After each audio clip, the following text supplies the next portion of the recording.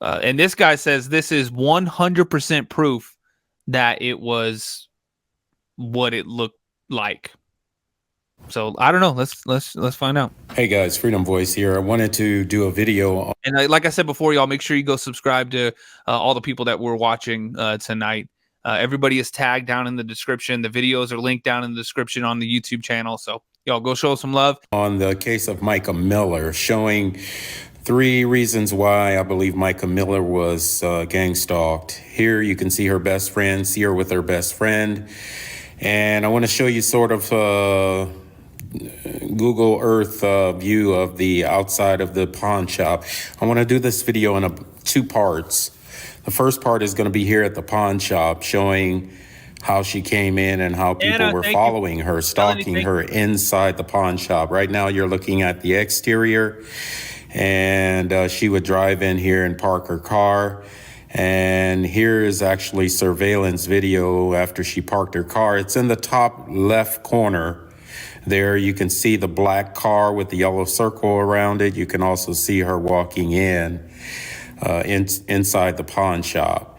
And I'm doing this to kind of show sequence by sequence how I believe that she was in fact gang stalked. Now, as we go into the interior of the pawn shop, you can see the front door, the door is open there, and she walks in casually. And as she walks in, I want to show you another view behind the counter. What happened, where she went after she walked in the front door. Here you can see from behind the counter, she walked in. I'm slowing the video down here to show you that she knew exactly where she was going to go. She was going over to the gun case to actually look at the gun case, look at the guns in the gun case. My premise is that someone told her to go in and buy this gun. They told her exactly what gun to buy. And so she went in, not really to shop, but to actually get a Sig 9, which is kind of like a Cadillac of 9mm, the 9mm platform. Oh, damn. And you can see her over here at the gun case. Now, I want to kind of walk through, obviously we have no sound here, but I want to kind of walk through how I imagine things went down. So you can see the attendant showing her the gun that she asked for or inquired about. And then she probably asked to see it. Right now, she's taking off her backpack because he's asking for her ID just to make sure that she's 21 years old and older. So she takes out her wallet there. She hands her ID to the attendant. He hands it back to her. And then he unlocks the gun case and he pulls the Sig 9 out. He takes the clip out and then he engages the slide and then hands it to her. You can see her holding it.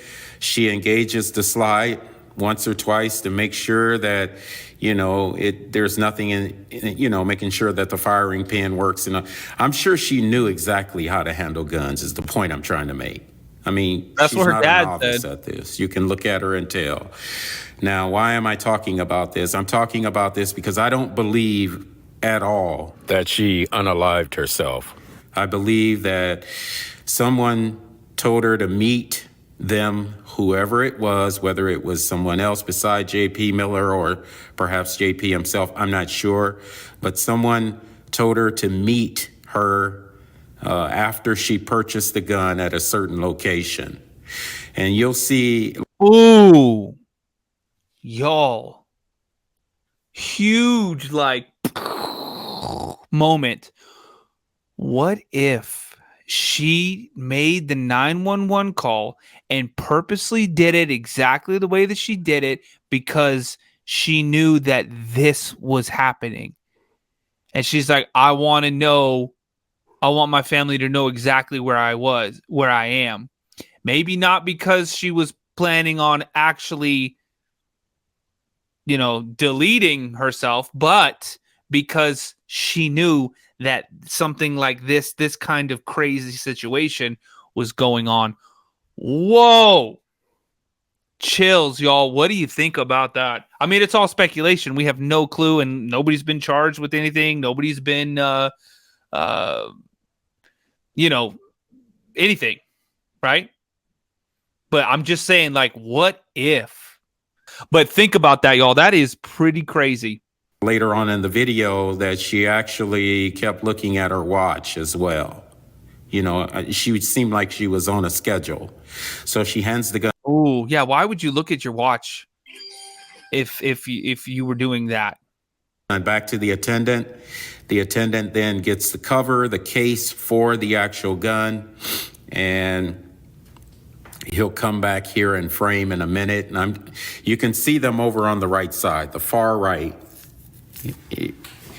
And then he brings the gun over, and, you know, again, she's not there to shop. She knows what she's buying, which is not really characteristic for ladies. And I don't say this in a derogatory way, but ladies are not one to just go, they kind of like to see all options. And again, I don't mean this in a derogatory way.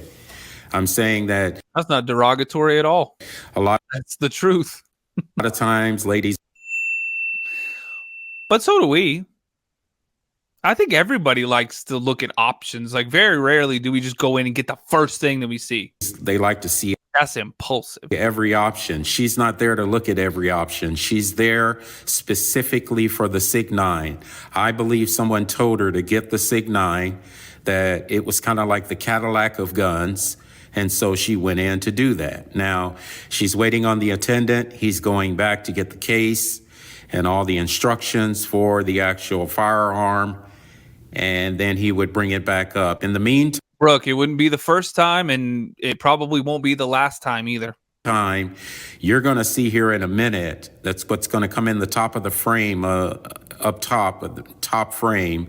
You're going to see a guy walk in the pawn shop. And this is the green shirt dude, isn't it? Be what I would consider perp number one. And I believe 110% that this guy was stalking her. And I'll show you why here in a minute. As she walks over by the cash register, the next process is for her to fill out a background application.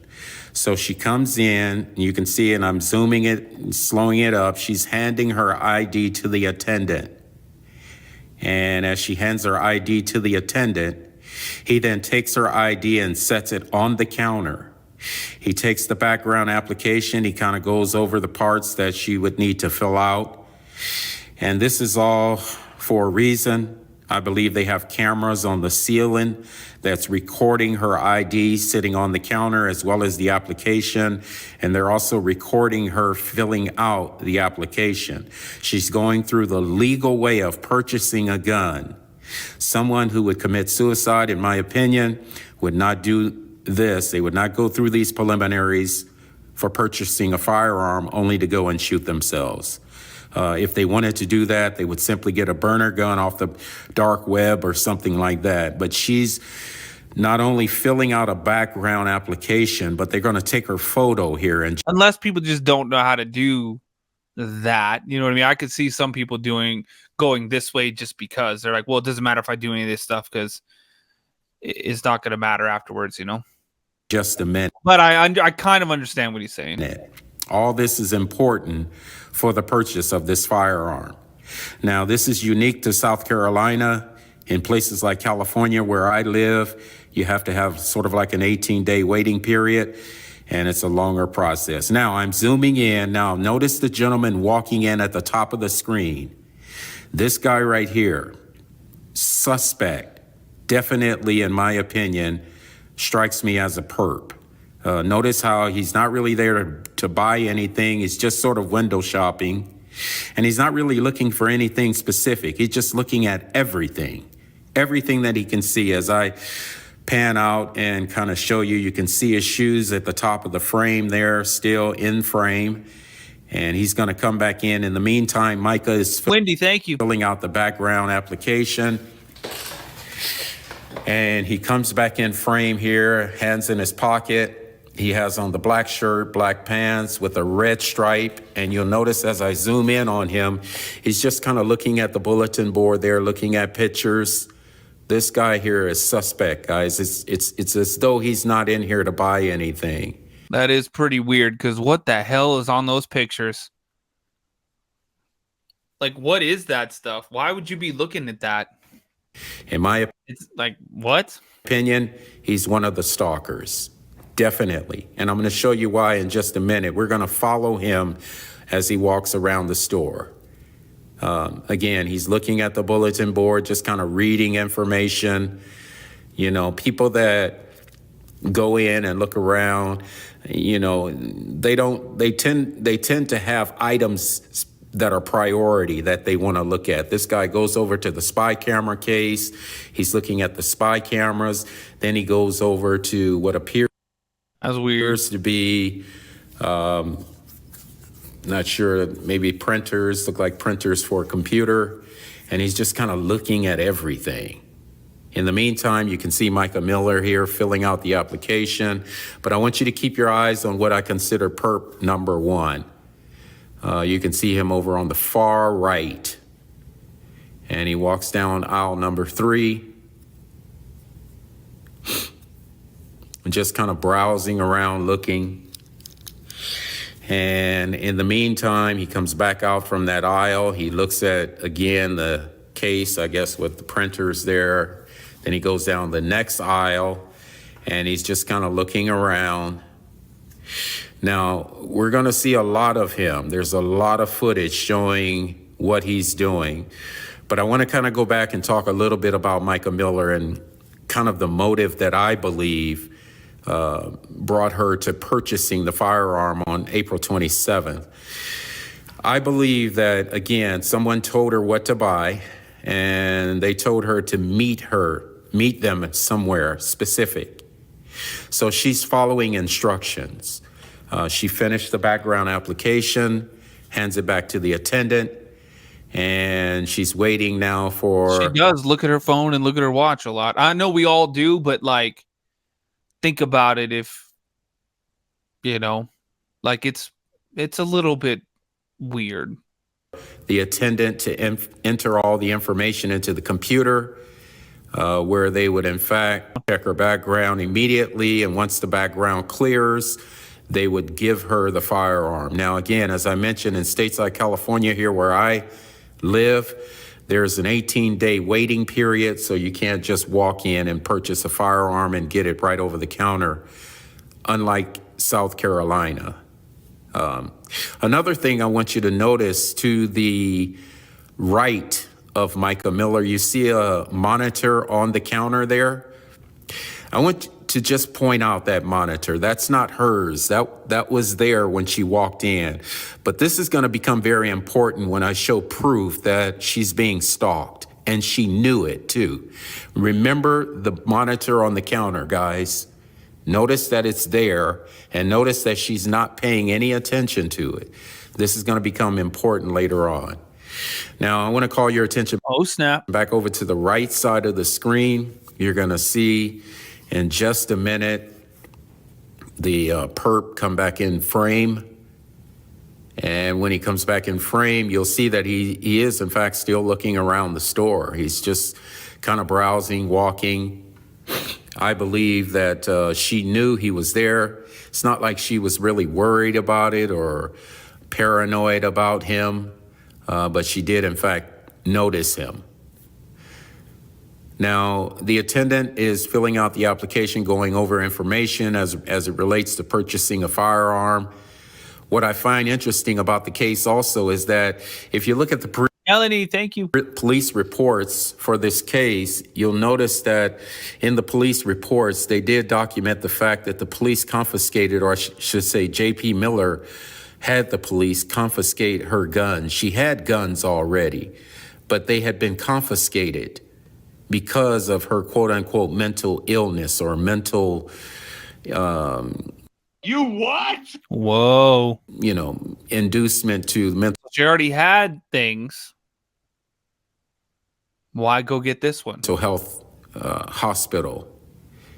Now, she needed to get another firearm, and that's why she's purchasing one today. So it all seems to be a setup to me. All right. That's crazy. Right. Now, I want to call your attention back over to the right side of the screen. You'll see the perp come in view. He comes in frame. He's looking again at the spy camera case. Now, he looked at it already once. This is proof right here that he's not in to buy. He's not really in window shopping. He's just in killing time and then trying to get her attention, so to speak.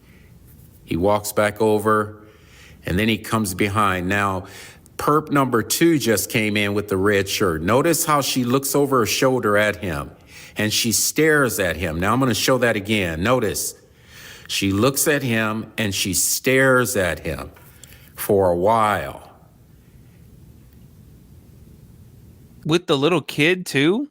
Okay, and you'll notice how she's very, very kind of clued into or locked into the guy with the red shirt on, right? So as he goes over to the counter, you can see on her face, she appears to be troubled. And I believe that's for a case. Now you can see, that's for a reason rather. Now you can see perp number 1, he's just walking around behind her, you know. Again, this is very characteristic of what I would consider stalking, gang stalking, whatever the case may be. She doesn't appear to be bothered by it. She's actually seemed to be trying to ignore it, just kind of occupying herself with whatever she can see. But notice how she looks over her shoulder right there. She seems to be looking over her shoulder at him. Now, I'm going to duplicate this and show this again. Notice again. Notice how she appears to be looking over her shoulder, kind of at the corner of her eyes. She notices that guy walked in behind her. And she's kind of keeping her eye. I'm going to show you another view. This is another view of her noticing the guy. Whoa. Looking behind her in the glass case, right? And then she looks away because the attendant called her attention. So when the attendant called for her attention, you'll notice that she looks up at the attendant. And it's going to happen right here. Now, she looks up at the attendant and she had like a weird, that wasn't like a, oh yeah, what do you need? That was like a, huh? Now back conscientious of what she's doing, the reason why she's there, to purchase the firearm. So they're going over the application with her, getting her to sign it. And in the meantime, notice perp number 1, he's gonna kind of walk out the store now. He's walking out the store, didn't purchase anything. He just walks out and he goes outside. All right, I want to show you as he walks outside. You can see the outside exterior view. You see him walking out the door now. He's walking towards this white van, and you can see that he opens the passenger, or I should say the driver's side door, and gets in. And he starts up the van and he pulls off. So this, to me, this guy here is suspect number 1. Now, perp number 2 is still there. Now, I want you to notice the guy in the red shirt. If you notice the guy in the red shirt, he looks over at her. He's holding the baby. Remember now, when he first walked in, she looked over at him and she was locked in on him when he walked in. That tells me that she knew she was being stalked. She knew she was being followed. And if you'll notice the attendant there, he's going through the formalities of purchasing a firearm. He sets it on the back table there. And a lot of times they do this because there are cameras all over the pawn shop showing every action that takes place, not only from the attendant, but from the customers as well. Mm-hmm. So, dang, this is crazy, y'all. So you notice that Mica Miller there is just kind of waiting for the process. I believe she's waiting for the background clearance. And then she's going to walk out with the firearm in her hand. Now, again, guys, I'm going to do 2 parts to this video. Right now, this is just the footage in the pawn shop. The next time when I do part 2, I want to show footage of her at the gas station. Now, when I show the video and the footage at the gas station, you're going to clearly see that she's being stalked. She's being followed. And that's going to be in part 2 of this video. Now, oh man, I'm gonna have to find part 2. I want to move to another segment here. As she's making the purchase now, she pulls out her credit card here and they tell her to go over to the other cashier. Now I'm showing you another angle here. She takes out her credit card to hand it to the attendant, and he says, go over to the other computer to make the transaction. So he takes her over to this other computer here, I guess, where they take the credit card transactions, and she uses a credit card to purchase the firearm. It should be noted that she had in her purse, according to police records, she had $500 cash in her purse. She had money. Now, I'm not sure. Again, I believe that someone told her to go in and buy this firearm. And I believe the same person told her to meet them somewhere, I don't know where, somewhere close to Lumberton Park, where she was found unalived. But everything in this video and everything that I've been looking at in regards to the Mica Miller case suggests to me that she was not interested in unaliving herself. She was very happy to live life, even though she was struggling with, abuse, emotional abuse with her husband, J.P. Miller. It seems to be very obvious to me that she did not want to unalive herself. So he's putting the firearm in the case. He closes the case here. The attendant closes the case there. You can see in the counter behind the cash register. He takes the paperwork together with the receipt because she's already made the purchase. And then obviously gets the ammunition as well as the firearm, hands it to her and says, congratulations. And she walks out with the firearm. It's as simple as that. But I wanted to show you this video to show you evidence that she's being stalked. She's being followed. Now I'm going to show you again exterior surveillance. You can see her walking out, and she's walking towards her car. The top of the screen there.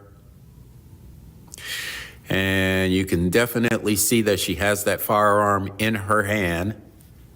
She gets into her car and she backs out and she drives away. Now, again, my premise is that she was on a schedule.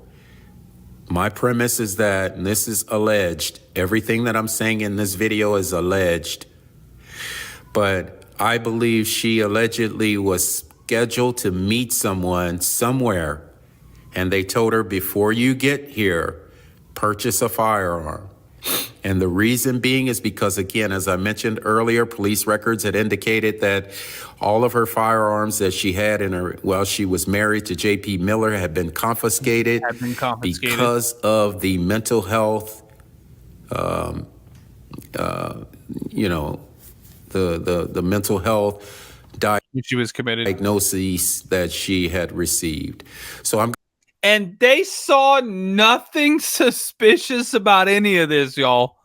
The authorities just went, case closed. You what? This is insane. I'm going to continue part 2 at a later date, and I want to show you that We'll be watching that one when it comes out, y'all. Make sure you follow. It is Freedom Voice. That's what it is. Freedom Voice. All right, let's continue. gas station footage, and you're going to clearly see, guys, that she was being stalked in part 2. Christy, right? Yeah, exactly.